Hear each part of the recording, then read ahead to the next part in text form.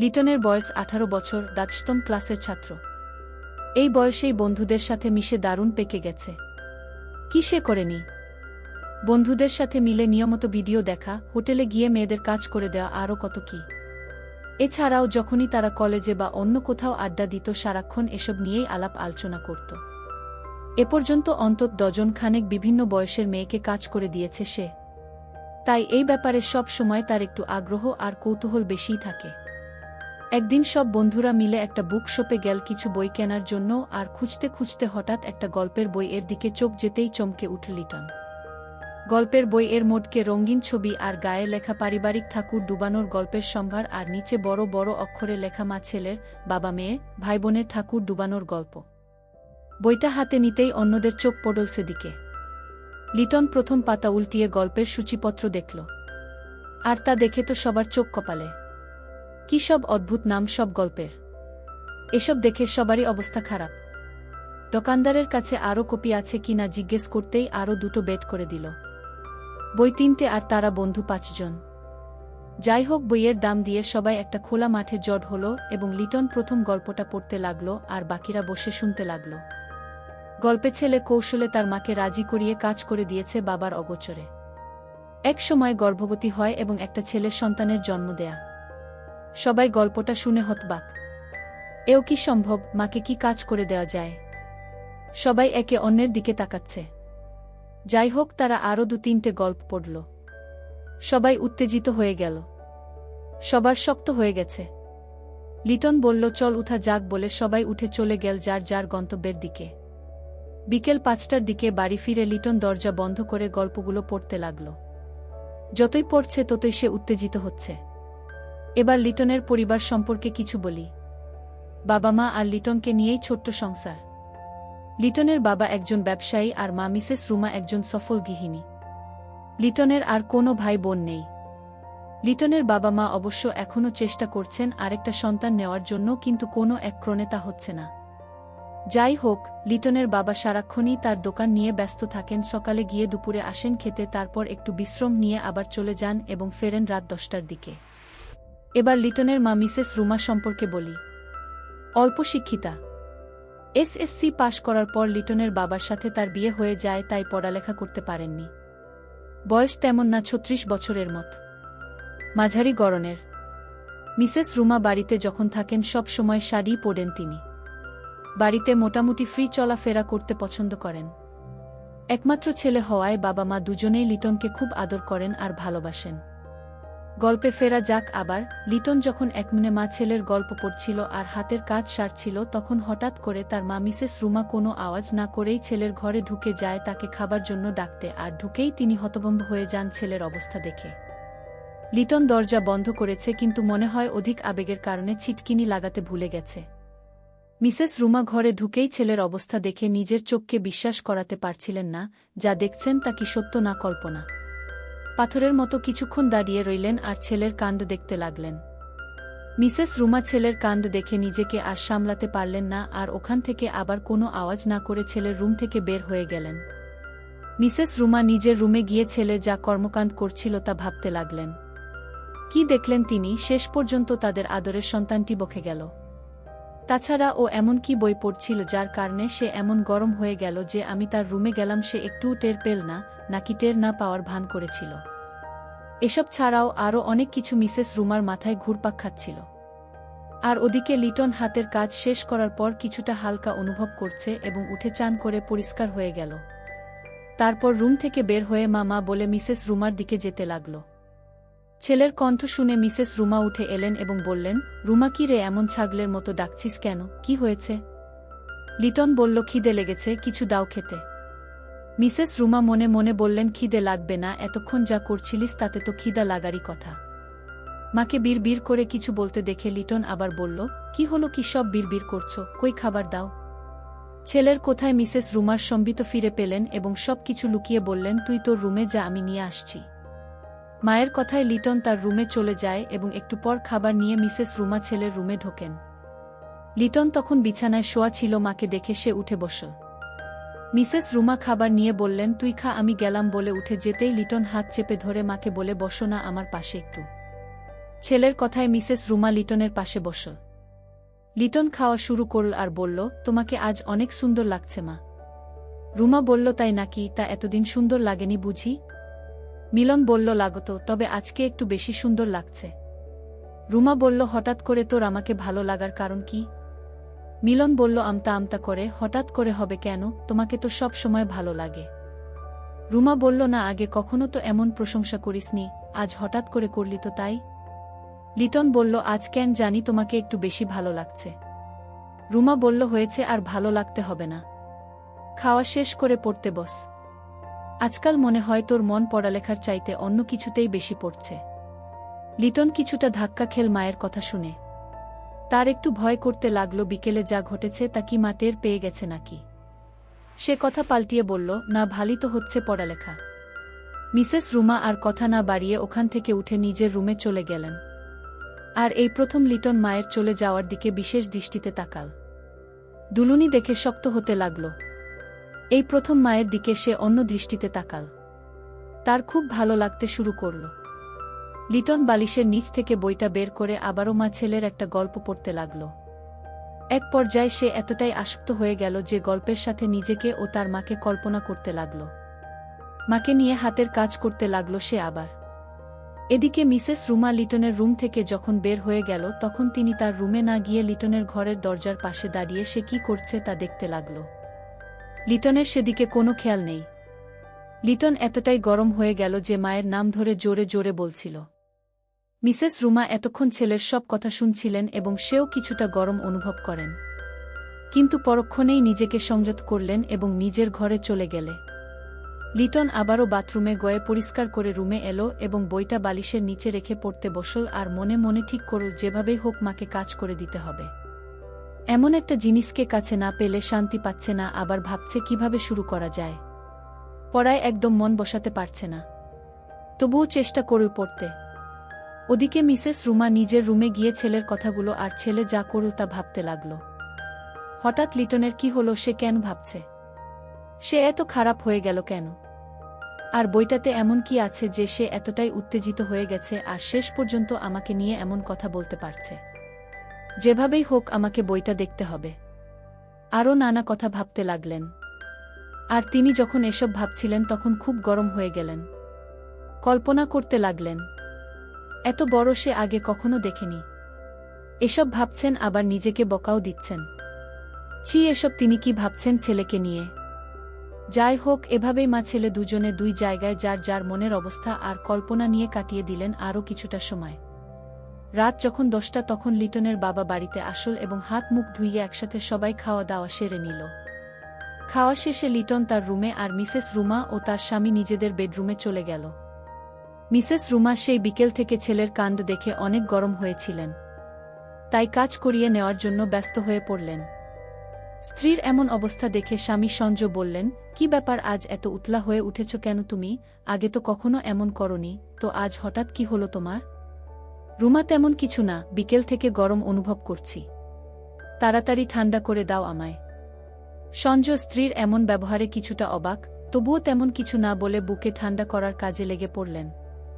সকালে যথারীতি ব্রেকফাস্ট করে সঞ্জয় তার দোকানের উদ্দেশ্যে চলে গেলেন আর লিটন তার কলেজে। ছেলে বের হওয়ার সাথে সাথেই মিসেস রুমা ছেলের রুমে ঢুকে বইটা খুঁজতে লাগলেন। পড়ার টেবিল, শোকেস, বেডের নিচে খুঁজে না পেয়ে শেষ পর্যন্ত বালিশের নিচে পেয়ে গেলেন। গল্পের বইটা হাতে নিয়েই কাভার ফটো আর নাম দেখে চমকে উঠলেন। তার নিচে যা দেখলেন তাতে তো নিজের চোখকে তিনি বিশ্বাস করতে পারছেন না। এও কি সম্ভব? পাতা উল্টাতেই দেখলেন মা ছেলের গল্প। সূচিপত্র দেখে আরেকবার চমকালেন তিনি। একটা গল্পের কিছুটা অংশ পড়লেন। ছেলের রুমে বসেই অবাক হয়ে ভাবতে লাগলেন, এটা কিভাবে সম্ভব, আর লিটন এই বই পেল কোথায়? তাহলে কি এসব গল্প পড়েই সে আমাকে নিয়ে ওসব কথা বলছিল? মিসেস রুমা ছেলের বিছানায় শুয়ে শুয়ে দুটো গল্প শেষ করলেন এবং তিনি এতটাই গরম হয়ে গেলেন যে হাত দিয়ে নিজেকে ঠান্ডা করার কাজ শুরু করলেন। তারপর বইটা জায়গা মতো রেখে দিয়ে তিনি তার কাজে ব্যস্ত হয়ে গেলেন। রান্না করতে করতে গল্পের কথা আর ছেলের কথা ভাবতে লাগলেন। রান্না শেষে স্নান করে তিনি যখন রুমে আসলেন তখন দুপুর 1টা। তার স্বামীও দোকান থেকে আসলেন। দুপুরে লিটন আসে না, সে একেবারেই বিকেলে আসে প্রতিদিন। আর এ সুযোগ কাজে লাগাতেই স্বামীকে কাছে পেয়ে তিনি আবার মেতে উঠলেন কাজ করিয়ে নেওয়ার জন্য। সঞ্জয় বাধ্য হয়ে স্ত্রীর ইচ্ছা পূরণের জন্য একবার কাজ করে দিয়ে স্নান করে একসাথে খাওয়া দাওয়া শেষ করলেন। তারপর কিছুক্ষণ বিশ্রাম করে চলে গেলেন তার দোকানে। এদিকে স্বামী চলে যাওয়ার সাথে সাথে মিসেস রুমা উঠে ছেলের রুমে গিয়ে বইটা নিয়ে আবার পড়তে শুরু করলেন। গল্পটা পড়তে পড়তে আবারও তিনি গরম হয়ে গেলেন আর ছেলের কথা ভাবতে লাগলেন, যদি কাছে নিতে পারতাম তাহলে কি সুখী না পেতাম। এভাবে আরও কয়েকটা গল্প পড়ে তিনি বাথরুমে গিয়ে পরিষ্কার হয়ে বিকেলের খাবার বানানোর কাজে লেগে গেলেন, কারণ একটু পরেই লিটন আসবে। কলেজ ছুটির পর সব বন্ধু মিলে আড্ডায় বসল এবং গতকাল নেওয়া গল্পের বই নিয়ে আলোচনা করতে লাগল। সবাই যার যার মতামত পেশ করল। লিটনও তার মতামত পেশ করল। বলল, গল্প পড়ার পর মাকে কাজ করে দিতে ইচ্ছে করছে খুব, যা আগে কখনই হয়নি। কালকের পর থেকে শুধু মাকে চোখের সামনে ভাসছে। এছাড়াও আরও নানা কথা বলল। তার এক বন্ধু সুজন বলল, আমারও মাকে খুব কাজ করে দিতে ইচ্ছে করছে। লিটন এতক্ষণ ভাবছিল সে একাই হয়তো কল্পনা করে, কিন্তু সুজনের মুখেও একথা শুনে লিটন বলল, আমি দেখি চেষ্টা করব এখন থেকে মাকে কিভাবে কাজ করে দেওয়া যায়। শিপন লিটনের আরেক বন্ধু, সে বলল, আমার যদি মা থাকতো কাল রাতেই মনে হয় তাকে কাজ করে দিতাম। গল্পগুলো পড়ে যা অবস্থা হয়েছিল, কিন্তু ভাগ্য এতই খারাপ মাই নেই। তখন লিটন বলল, কেন, তোর একটা ছোট বোন আছে তো, তাকে কাজ করে দিতে পারতিস। আর ভাবিস না আমি যদি মাকে কাজ করে দিই তাহলে তোদের সবাইকেও কাজ করে দেওয়ার সুযোগ করে দেব, আর তোরাও তোদের মা বোন যাকেই কাজ করে দিস আমাকেও সুযোগ করে দিতে হবে। লিটনের কথায় সবাই একমত হয়ে প্রতিজ্ঞা করল যে এখন থেকে যা করবে একসাথেই করবে। যে যাকে কাজ করে দিতে পারবে সে অন্যদের কাজ করে দেওয়ার সুযোগ করে দেবে। আড্ডা শেষ হতেই লিটন বাড়ির উদ্দেশ্যে রওনা দিল, আর সারা রাস্তায় শুধু কিভাবে মাকে কাজ করে দিতে পারবে সেসব ভাবতে লাগল। কিছু না কিছু করতেই হবে আজ। এসব ভাবতে ভাবতে যখন বাড়ি ঢুকল তখন সন্ধে 6টা। মিসেস রুমা ছেলের জন্য সেই কখন থেকেই অপেক্ষা করছেন। আজ তিনি একটু সাজগোজও করেছেন ছেলের জন্য। পাতলা একটা টিয়া কালারের শাড়ি পরেছেন। লিটন বাড়ি ঢুকতেই মিসেস রুমা তাকে ঝাড়ি মারলেন, এতক্ষণ কোথায় ছিলি, কি করছিলি? কলেজ তো অনেক আগেই শেষ হয়ে গেছে, এত দেরি করলি কেন? আরও কত প্রশ্ন।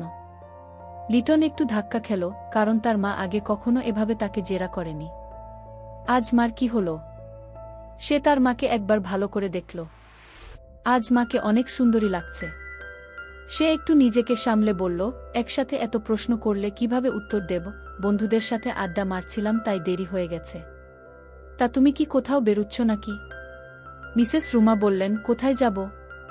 লিটন বলল, না, খুব সেজেগুজে আছো, আর আজকে তোমাকে খুব সুন্দর বলে চুপ করে গেল। রুমা একটু মুচকি হেসে জবাব দিল, আর কি? আর বাড়িতে থাকে কি সাজগোজ করতে নেই? লিটন বলল, হ্যাঁ করা যায়, তবে আজ তোমাকে একটু অন্যরকম লাগছে তাই। রুমা বলল, কি রকম? খুব গরম? লিটন মায়ের মুখে কথাটা শুনে একটু সাহস নিয়ে বলল, তোমাকে আজ ভীষণ গরম লাগছে। রুমা বলল, তাই নাকি? আমাকে এভাবে দেখতে তোর ভালো লাগে? লিটন বলল, হ্যাঁ ভীষণ।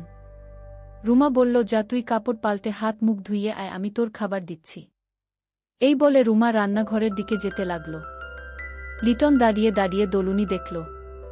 মিসেস রুমা যখন রান্নাঘরে ঢুকে গেল তখন লিটন তার রুমে ঢুকে কাপড় চেঞ্জ করে বাথরুমে ঢুকে হাত মুখ ধুইয়ে পরিষ্কার হল। বাথরুম থেকে বের হয়েই দেখল মা তার জন্য খাবার নিয়ে তার বিছানায় বসে আছে। লিটন বলল, কি ব্যাপার বলো তো, আজ তোমাকে অন্য রকম লাগছে। রুমা বলল, কি রকম? লিটন বলল, তুমি মনে হয় আমাকে কিছু বলতে চাইছ। রুমা বলল, হ্যাঁ, কি করে বুঝলি? লিটন বলল, তোমার হাব ভাব দেখে। কি বলবে বল? রুমা বলল, তুই খাওয়া শেষ কর, তারপর বলছি। লিটন তাড়াতাড়ি খাওয়া শেষ করল, আর এতক্ষণ রুমা ছেলের দিকে ভালো করে দেখলেন। অনেক বড় হয়ে গেছে সে, দেখতেও একদম তার মতোই হয়েছে। আর যন্ত্রটাও বানিয়েছে অনেক বড়।